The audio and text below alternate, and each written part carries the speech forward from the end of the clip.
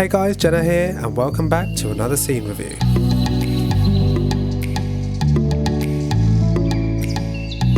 This week we're taking a look at a drag race, but not any old drag race, no.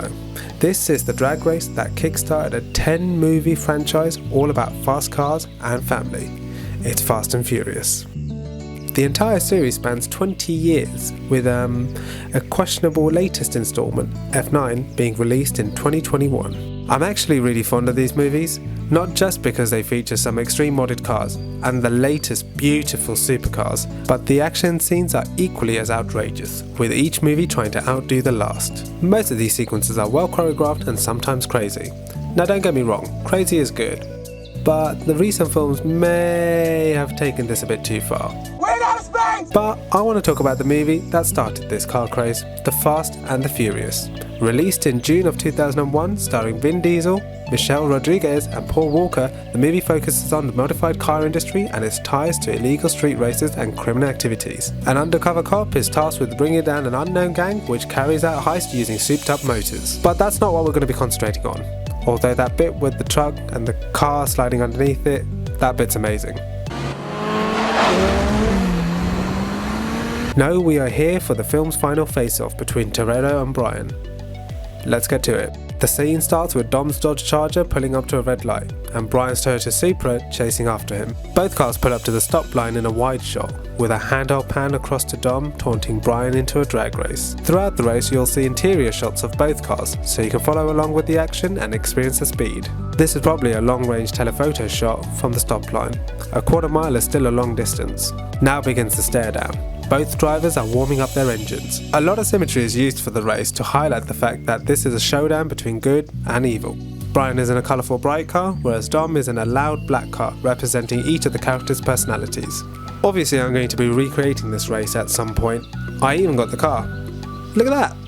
It's the exact car from the movie, but as you can see from this shot where the car takes off doing a wheelie, this car's not going to be able to do that, so copying it is going to be a bit of a mission. The shot of the noses where the Chargers is still in the air shows no loss of speed between both cars, and Dom shoots off.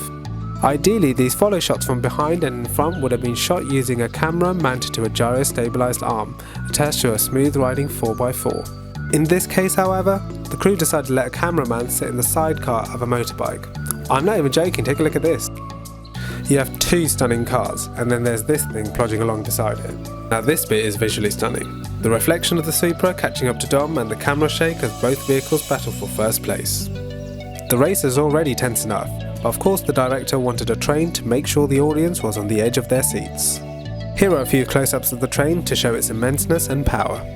Both cars are now neck and neck, cutting it a little close. Now if I pause here, can someone out there who knows about cars and NOS please explain how on a perfectly flat road these cars manage to get some air? I'm not hating, by the way, I love this scene and the tension it creates. The cars come crashing through the barriers and their tails narrowly miss the train. To ensure the safety of the stunt drivers, the Supra, the Dodge and the train were filmed separately and then composited together to create the narrow miss. The cars land with the train ripping across the back. Bits of barrier are flying across the hood, or bonnet if you're American. Now this is my favourite bit. The Dodge plows straight into a truck and flies up and over the Supra. This amazing shot from within the Supra of the Dodge flying over puts into perspective how close these cars actually are. Props to the stunt team though, because crashing and spinning a car in mid-air is relatively easy, but for it to land right at setup is pretty difficult. If you've ever crashed into a truck, even just partly, your car would not flip as it did in the movie. You'd go straight into it and get squished like a tin can. So the crew used a metal rod elevated to the desired height, sort of like a ramp, except this is only going to lift one side of the car, ensuring a mid-air twist. The car rolls over once and comes to a standstill, with the Supra drifting around to face it. And that brings us on to the end of this scene review. A lot has happened in this quarter mile, and even though the scene's only 2 minutes long, the production team would have had to run this race at least 5 times to make sure they got all the shots the director insisted on. Obviously the truck flip is a bit of a one-time deal, but they pretty much nailed that. Back in 2001 there weren't any drones for these fancy aerial shots, and CGI wasn't too great. When the cars had the actors in them, they will run at lower speeds, but 40 miles an hour is still enough to do some significant damage if you're not careful. But in the end, production came away with a small but important final race that was well choreographed and shot to put the audience as close to the action as possible. Next week I'll be recreating the scene with an exact replica of the Dodge Charger used in this movie. I couldn't find a remote control Toyota Supra, so I'm using this to stand in. It is a VW Golf GTI, and as any teenager would tell you, it is the fastest thing in the world. Or at least they drive it like it's the fastest thing in the world. I even managed to find a scale model truck, but I couldn't find a Supra. Anyways, I hope you enjoyed this scene review and thank you for watching. Make sure you subscribe so you don't miss part 2. Ooh, also, thank you for 50 subscribers. I really appreciate it.